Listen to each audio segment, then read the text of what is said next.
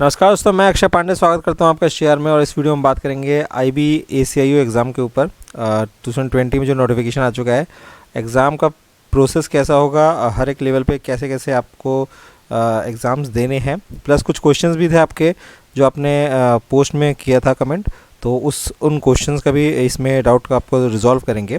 बाकी जो भी डाउट होगा आप वो इस वीडियो के कमेंट बॉक्स में कर दीजिएगा। मैं कोशिश करूँगा कि सबके आंसर दे दूँ, ठीक है।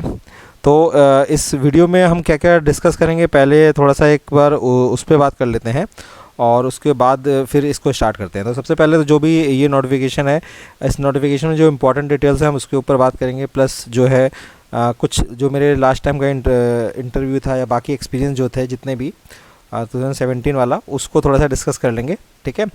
बाकी कुछ जो आपने क्वेश्चंस पूछे हैं उनके आंसर कर लेंगे। तो देखो, सबसे पहले इस नोटिफिकेशन में देख लेते हैं इंपॉर्टेंट बात क्या बताई गई है और ये पोस्ट कैसी है, इसकी सैलरी कैसी होगी। तो पूरा इसके बारे में थोड़ा सा डिटेल में हम एक बार डिस्कशन कर लेते हैं। तो देखो, अगर फॉर्म फिल करना है तो आपको MHA की वेबसाइट पे जाके जाना पड़ेगा, मिनिस्ट्री ऑफ होम अफेयर्स की, या तो आप ncs.gov.in पे जाके इस फॉर्म को फिल कर सकते हैं। पोस्ट कैसी है, तो देखो ये जनरल सेंट्रल सर्विस की पोस्ट है, ग्रुप C की है, नॉन गेजेटेड है, नॉन मिनिस्ट्रियल पोस्ट है, ठीक है, गेजेटेड नहीं है। और वैकेंसीज आप देख सकते हैं, टोटल 2000 वैकेंसीज हैं। कैटेगरी वाइज देख सकते हैं, UR की 989 है, EWS की 113 है, OBC की 417 है, SC की 360, ST की 121 है। लेवल 7 की जॉब है। देखो, लास्ट टाइम जब ये पोस्ट आई थी तो उस वक्त लेवल 6 थी, यानी उस वक्त 42वां ग्रेड पे की पोस्ट थी, जहाँ तक मुझे याद है। इस बार जो है ये 46वां ग्रेड पे की पोस्ट अभी जो दिख रहा है, लेवल 7 है। बेसिक पे जो है 44,900 है। तो सैलरी इस बार बहुत तगड़ी बनेगी, ठीक है। मतलब लास्ट टाइम पे अगर एस्टिमेट हम लोग जब सैलरी उस वक्त काउंट करते थे, मतलब कि कितनी बनेगी उस टाइम पे, तो उस वक्त जो ये 20% अलाउंस है, मतलब CGL की कोई पोस्ट भी इस वक्त इसके सामने थोड़ी सी फीकी रहेगी। मतलब बाकी आप उसको छोड़ दीजिए, केवल सैलरी की बात करें तो 20% ऑफ बेसिक पे आपका इसमें एडिशनल जो इसकी सैलरी को बहुत ज़्यादा बढ़ाना रहता है। तो देखो, बेसिक पे आपका ये 44,900 है, इसी से कैलकुलेशन पूरी होगी। तो आप सिंपल से कैलकुलेट करना है, ज़्यादा कुछ नहीं ले लेना है। तो देखो, आप HRA मान लो 16%, ठीक है। पोस्टिंग कहीं पे भी हो सकती है ऑल इंडिया, इसलिए थोड़ा सा इसका एक ड्रॉबैक है गर्ल्स के लिए। बाकी थोड़ा सा हम और डिस्कस कर लेते हैं। तो देखो, 16% आप HRA मान लो, और अपना DA जो है वो 17% चल ही रहा है। 6 मंथ्स के बाद हो सकता है 21% हो जाए, ठीक है। बाकी 20% आपका ये आपका SSA हो ही गया है, ठीक है। अच्छा, ये IB और ये CGL में भी 3 पोस्टों में मिलता है, जो भी आपकी ये IB से है या CBI है, तो इन सब में 20% जो आपका SSA है ये मिलता है। तो सैलरी इसलिए अच्छी बन जाती है, ठीक है। प्लस इसमें ये पर्क्स बहुत हैं, मतलब अलाउंस काफ़ी मिल जाते हैं आपको एक्स्ट्रा भी। तो जैसे न्यूज़पेपर है, ट्रांसपोर्ट वाला है, मतलब कई चीज़ें हैं ऐसी, तो काफ़ी ठीक ठाक सैलरी बन जाती है इसमें। मतलब इसमें अगर टोटल देखें तो 80,000 के प्लस पहुँचेगी, अगर पूरा आप जोड़ जाड़ के बैठेंगे तो। उसके बाद अगर आप कहीं मतलब अगर आपको रुकते हैं या अपना हॉलीडे या आपको मतलब छुट्टियां देनी पड़ रही हैं, तो उसका भी कंपनसेशन आपको मिलेगा, उसको भी आपको पैसा जो है मिल जाएगा। तो मतलब एक तरह से ये पर्क्स टाइप की हैं, आपको मतलब ओवर टाइम का एक तरह से पैसा मिल रहा है ना। तो सैलरी अच्छी बैठती है, इसलिए जो CGL की प्रिपरेशन कर रहे हैं वो सभी स्टूडेंट्स इसको, मतलब most of the students fill करते हैं, क्योंकि लगभग सिलेबस भी एक जैसा ही है। नॉलेज ऑफ कंप्यूटर्स, ये मतलब एक तरह से खाली ज़्यादा कोई मतलब मांगते नहीं है, वैसे तो एक लिख दिया गया है। एसेंशियल क्वालिफिकेशन ग्रेजुएशन होनी चाहिए, ठीक है। एज लिमिट आप देख सकते हैं 18 से 27 जो है। अब रिलैक्सेशन आप देख सकते हैं यहाँ पे। एक थोड़ा सा अभी इम्पॉर्टेंट बात यह है कि जैसे जो एक्स सर्विसमैन के हैं, अगर उन्होंने पहले रिजर्वेशन का यूज़ कर लिया है और वो ग्रुप C की पोस्ट पे है, तो वो अभी इसका यूज़ नहीं कर सकते, मतलब रिजर्वेशन का, ठीक है ना। तो ये थोड़ा सा एक इम्पॉर्टेंट थी बात, वो आप देखिएगा, ठीक है ना।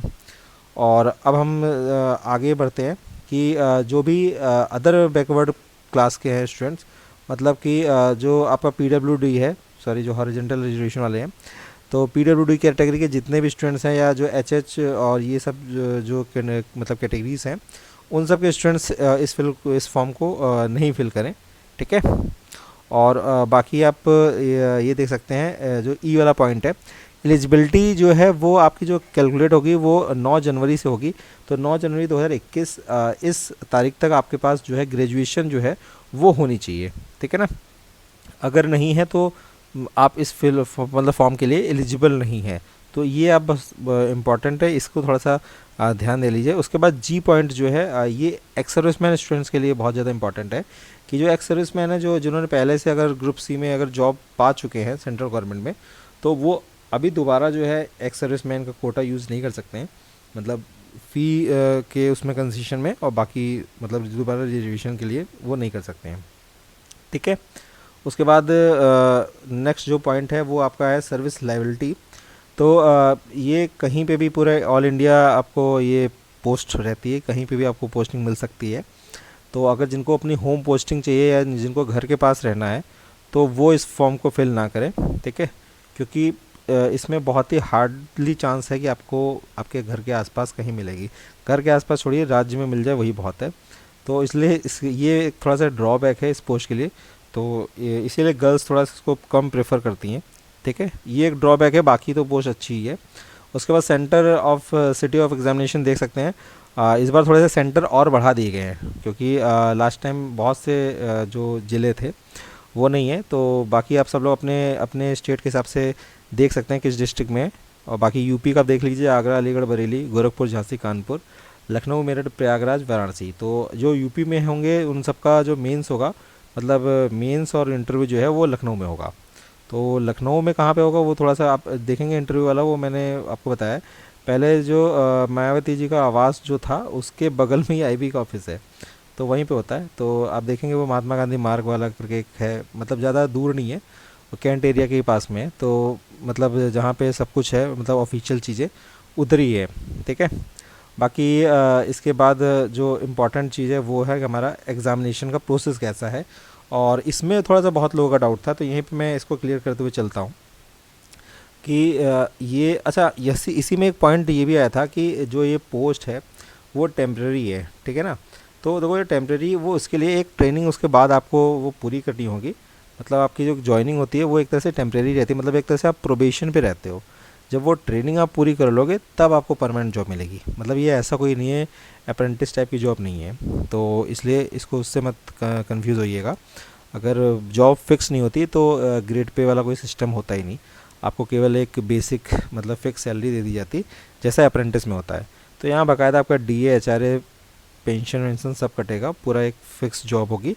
बट वही है कि वो जो ट्रेनिंग वाला पीरियड है वो आपको पास करना होगा। ठीक है। उसके बाद टीयर 1 एग्ज़ाम की देखते हैं। तो देखो ऑनलाइन मोड इस बार एग्ज़ाम होगा, लास्ट टाइम पे ऑफलाइन हुआ था और उसमें बहुत ज़्यादा दिक्कत हुई थी। एक तो क्वेश्चंस बहुत गलत हुए थे, ठीक है, और मैथ बड़ी मतलब फाड़ू डाल दी थी उन लोगों ने, मैथ्स काफ़ी अच्छी थी। तो 100 क्वेश्चंस होंगे, डिवाइडेड अगर हम देखें तो 5 सेक्शन में डिवाइड है, 20 क्वेश्चंस होंगे, एक एक मार्क्स के होंगे। जनरल अवेयरनेस, क्वांट, उसके बाद रीजनिंग, इंग्लिश और जनरल स्टडीज़। अब जनरल अवेयरनेस और जनरल स्टडीज़ में आप कंफ्यूज मत होइएगा। जनरल अवेयरनेस में वही करंट अफेयर्स, जीके, ये सब डाल देंगे। जनरल स्टडीज़ में आई थिंक जो भी आपका हिस्ट्री, ज्योग्राफी है, या हो सकता है साइंस का पार्ट भी इसी में इंक्लूड कर दें। तो वो डिपेंड करता है इनके ऊपर कि वो कितना करें, लेकिन जहाँ तक मुझे लगता है वही है कि जनरल अवेयरनेस में करंट अफेयर्स और जीके का पोर्शन रहेगा। बाकी जनरल स्टडीज़ में बाकी जितने भी सेक्शन होते हैं तो वो उसमें रहेंगे। ठीक है। तो करंट अफेयर्स बहुत इंपॉर्टेंट हो जाती है इस एग्ज़ाम के लिए। ओके। उसके बाद टीयर 2 की बात करते हैं। डिस्क्रिप्टिव टाइप, ऐसे जो है, and English comprehension, precise writing. तो यहाँ पे मैं आपको एकदम कैपिटल लेटर में बता दूँ कि डिस्क्रिप्टिव राइटिंग केवल इंग्लिश में होगी। अगर हिंदी आपकी इंग्लिश वीक है तो यहाँ पे आपको प्रॉब्लम होगी। आपको इंग्लिश राइटिंग जो है वो आपको आनी चाहिए, क्योंकि आपको ऐसे भी लिखना है, उसके बाद प्रिसाइज राइटिंग भी लिखनी है, या कॉम्प्रिहेंशन होगा तो वो आपको लिखना है। तो इसलिए आपकी इंग्लिश अच्छी होना वो एकदम मस्ट है। ठीक है। उसके बाद हम बात करते हैं टीयर 3 इंटरव्यू की बात। इंटरव्यू 100 मार्क्स का होता है। अच्छा, इसलिए यहाँ पे मैं ये बताना चाहता हूँ कि देखो रिटन और डिस्क्रिप्टिव में आप हो सकता है पास भी हो जाएं, तो इंटरव्यू में लगभग 5 टाइम्स स्टूडेंट बुलाए जाते हैं।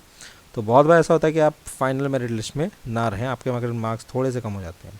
ठीक है, जो मेरे साथ लास्ट टाइम हुआ था। तो उसमें मैं आपको बता दूं कि इंटरव्यू 100 मार्क्स का होगा। यहाँ पे आप हिंदी जो है यूज़ कर सकते हैं, इसमें कोई भी मतलब एक कोई फिक्स नहीं है कि आप इंग्लिश में इंटरव्यू देंगे या हिंदी में देंगे। आप इंटरव्यू में क्या बोलते हैं, क्या आपका मैटर रहता है, वो ज़्यादा इंपॉर्टेंट है। बाकी उससे कोई फ़र्क नहीं पड़ता है कि आप किस लैंग्वेज में दे रहे हैं। बाकी इधर आप देख सकते हैं कि जो प्रीलिम्स की कट ऑफ है ये यूआर की 35 ओबीसी की, मतलब एक फॉर्मेलिटी की तरह है, सभी लोग की क्लियर हो ही जाती है इतनी। उसके बाद बात करते हैं 10 टाइम्स बुलाए जाएंगे टीयर 2 के लिए, और उसके बाद उसके टीयर 3 के लिए बुलाए जाएंगे, मतलब इंटरव्यू के लिए लगभग 5 टाइम्स स्टूडेंट्स जो हैं बुलाए जाएंगे। अपनी ईमेल आईडी को बहुत ध्यान से देखते रहिएगा, ये जो भी इंपॉर्टेंस, जो भी नोटिस आता है, जो भी आपके एडमिट कार्ड आएंगे वो सब ईमेल आईडी पे ही आएंगे आपके, ठीक है। तो आपके ईमेल आईडी को हमेशा उसमें ज़रा स्पैम वाले को भी आप देख लीजिएगा, कभी कभी आता कि मैसेज आया तो वो स्पैम में चला गया, तो वहाँ पे उसको स्पैम को मतलब हटाने के बाद वहाँ पे इम्पॉर्टेंट पे क्लिक कर देना, मतलब हो जाता है आपका कि उस मैसेज को आप इम्पॉर्टेंट कर दो, इम्पॉर्टेंट वाले सेक्शन में डाल दो, तो वो अपने आप स्पैम में से हट जाएगा, ठीक है। रिपोर्ट नॉट स्पैम करके एक ऑप्शन आता है। उसके बाद अगर रिजोल्यूशन होता है, मतलब वो टाई केसेस होता है, तो उसका रिजोल्यूशन कैसे होगा, तो टाई केसेस का रिजोल्यूशन करने के लिए इस सीक्वेंस में देखे जाएंगे नंबर, मतलब टीयर 3 में नंबर के किसके ज़्यादा हैं या टीयर 2 में, तो ये तो आप देख सकते हैं। उसके बाद आप ये देख सकते हैं कि आपको फॉर्म फिल करना है। अच्छा, इसमें एज जो थी वो 27 थी, और बाकी आपने एज का रिलैक्सेशन तो देख ही लिया होगा। स्टेप आप देख सकते हैं फॉर्म फिल करने का किस तरीके से स्टेप है, मतलब सिंपल सा है, ज़्यादा कुछ मतलब खास नहीं है, इसको आप थोड़ा सा पढ़ लेना। बाकी कैसी फ़ोटो चाहिए आपको वो थोड़ा सा देख सकते हैं। कलर्ड फ़ोटो साइज़ चाहिए 35 और 45 वाली, not older than 12 weeks, black and white photo will not be accepted, coloured होनी चाहिए, ठीक है। और इसको मतलब ये इस साइज़ थोड़ा सा देख सकते हैं 50 to 100 KB के बीच में साइज़ होना चाहिए, ठीक है। फ़ीस बहुत इंपॉर्टेंट है, अभी उसको हम नेक्स्ट वाले उसमें पेज पे डिस्कस करेंगे कि फ़ीस वाला उन्होंने क्या किया है, बड़ा मतलब सही खेल गए इसमें फ़ीस में इस बार, मतलब कि पैसे भी ज़्यादा लिया गया है। पिछली बार तो 100 रुपये ही फ़ीस थी, तो हुआ क्या है इस बार 2 कंपोनेंट हैं फ़ीस वाले में, एग्जामिनेशन फ़ीस है और रिक्रूटमेंट प्रोसेसिंग चार्ज है। मतलब दरअसल क्या है कि इस बार इनको ऑनलाइन एग्ज़ाम कराना पड़ रहा है, तो ये इसके इन्होंने पैसे लिए हैं TCS को देने के लिए, क्योंकि अब SSC करा रही है, लेकिन इनको कराने के लिए इन्होंने पैसे ज़्यादा लिए हैं, तो वो इन्होंने सभी से लिए हैं, हर एक स्टूडेंट से, चाहे वो किसी भी कैटेगरी से बिलोंग करता है। तो male candidates of general EWS and OBC category के लिए जो टोटल फ़ीस है वो 600 रुपीज़ है, और जितने भी SC ST हैं, फीमेल कैंडिडेट्स हैं और एक्स सर्विसमैन हैं, उनके लिए रिक्रूटमेंट प्रोसेसिंग चार्ज है, मतलब उनके लिए वो 100 रुपये जो है वो नहीं लिया गया है, बाकी 500 रुपये उनसे भी इससे भी लिया जा रहा है, ठीक है। उसके बाद ये चीज़ आप देख सकते हैं कि किस तरीके से मतलब पेमेंट करनी है, वो सब इम्पॉर्टेंट, मतलब जनरल इंस्ट्रक्शंस आप देख सकते हैं थोड़ा सा कि कौन सा क्रूशल डेट है, कब तक फॉर्म भरे जाएंगे, ठीक है। तो ये आप देख सकते हैं जो भी इम्पॉर्टेंट डेटा है, जो सब कुछ होगा वो 9 जनवरी है, 9 जनवरी 2021 से पहले तक सारी चीज़ें हैं ये होनी चाहिए, और क्लोजिंग डेट भी जो है 9 जनवरी से है। तो आप इसमें भी देखो ज़्यादा आप वेट मत करिएगा, वरना आप देख रहे हैं SSC की वेबसाइट्स कितनी मतलब स्लो चल रही हैं, तो मे भी हो सकता है कि इधर भी कहीं ऐसा ना हो जाए, तो इसलिए आप थोड़ा सा पहले ही फॉर्म फिल कर दीजिएगा, ठीक है। बाकी तो उसके बाद मतलब जनरल इंस्ट्रक्शंस हैं, उसके बाद इंटरव्यू में कैसा, टीयर 2 में कैसा क्या क्या होगा, तो अभी इसको वैसे ज़्यादा डिस्कस करने की ज़रूरत नहीं है, ठीक है। ये जब आएगा इंटरव्यू या जो भी कुछ होगा तो उस टाइम पे हम देख लेंगे। और बाकी ये थोड़े से किस फॉर्मेट में होना चाहिए जो भी आपका डॉक्यूमेंट, ये आप देख सकते हैं, ठीक है। तो इसी फॉर्मेट में होना चाहिए, ओके। तो आपको थोड़ा सा प्रोसेस आपको क्लियर तो हो ही गया होगा, बाकी मैं थोड़ा सा और मतलब बता देता हूँ कि आपका टीयर 1 होगा, सिंपल सा है, 100 मार्क्स का होगा, मार्क्स आपको कभी नहीं पता चलेंगे, आपके सिंपल सा कट ऑफ आएगी, कट ऑफ भी आपको नहीं पता चलेगी, लिस्ट आती है उसमें आपका रोल नंबर चेक करना, रोल नंबर होगा तो आप नेक्स्ट लेवल पे पहुंच जाओगे, मतलब नेक्स्ट जो भी टीयर होगा। उसके बाद जब उसका जब हो चुका है वो प्रोसेस, तो फिर से एक ऐसी PDF आएगी, उसमें अपना नाम देखना, अगर वो है तो आप नेक्स्ट लेवल के लिए आ जाएंगे, आपके पास एडमिट कार्ड आपके मेल पे आ जाएगा, ठीक है। फिर उसके बाद जो थर्ड वाला इंटरव्यू होता है, तो इंटरव्यू में आपका जो इंटरव्यू होगा देन उसके बाद भी फिर से वही 1 महीने बाद जो है रिज़ल्ट जो है आ जाता है, और उसमें भी फिर PDF आएगी, लिस्ट आ जाएगी, ठीक है। तो मतलब इस तरीके से पूरा प्रोसेस चलता है। देन उसके बाद आपका मेडिकल होगा जो भी, उसके बाद आपका जो फाइनल सिलेक्शन होता है, फिर आपको ट्रेनिंग भी भेजा जाएगा, तो ये पूरी प्रोसेस चलती है, ठीक है। अब ये लास्ट टाइम जब हुआ था तो उसमें क्या क्या कितना टाइम हुआ था, मैं वो थोड़ा सा आपको बता दूं, तो आपको आइडिया लग जाएगा कितना कितना टाइम मिलेगा आपको। तो लास्ट टाइम पे जो हुआ था प्री, वो आई थिंक अक्टूबर में हुआ था, 16 अक्टूबर को हुआ था, तो ये प्री हुआ था। उसके बाद जो मेंस हुआ था वो 25 फरवरी को हुआ था 2018, 16 अक्टूबर 2017 को हुआ था प्री, 25 फरवरी 2018 को हुआ था आपका जो मेंस। मेरा जो इंटरव्यू पड़ा था वो पड़ा था 1 जून को 2018 को, तो ये हुआ था, उसका रिज़ल्ट आई थिंक 26 जून को आ गया था, 26 से 27 जून को उसका फाइनल रिज़ल्ट आ गया था। तो इसमें वेटिंग वाला भी कोई चक्कर नहीं है, तो बस ऐसे ही सब चल रहा है। इसलिए पूरे आप कोशिश कीजिएगा कि रिटन और डिस्क्रिप्टिव में अच्छे मार्क्स लेके आएँ। उसमें जितने ज़्यादा मार्क्स रहेंगे आपको बाकी स्टूडेंट से उतना एज रहेगा कि आप सेलेक्ट हो जाएं, ठीक है। वरना तो आप काफ़ी लेवल तक पहुंचेंगे, फिर बाद में आपको हो सकता है आपको लगेगा थोड़े से मार्क्स और होने चाहिए थे, क्योंकि आपको पता भी नहीं चलेगा कितने मार्क्स से आप रह गए, ज़्यादा मार्क्स से रह गए या थोड़े से मार्क्स से रह गए। तो आपको थोड़ा सा उस पर बहुत ज़्यादा ध्यान देना है, ठीक है ना। तो इस वीडियो में इतना ही बताना था। बाकी अगर कुछ मुझसे अगर रह गए क्वेश्चन तो आप वो पूछिएगा, और मैं पूरी कोशिश करूँगा कि आपका वो जवाब मैं कमेंट बॉक्स में दे दूँ, ठीक है। तो बहुत बहुत धन्यवाद इस वीडियो को देखने के लिए।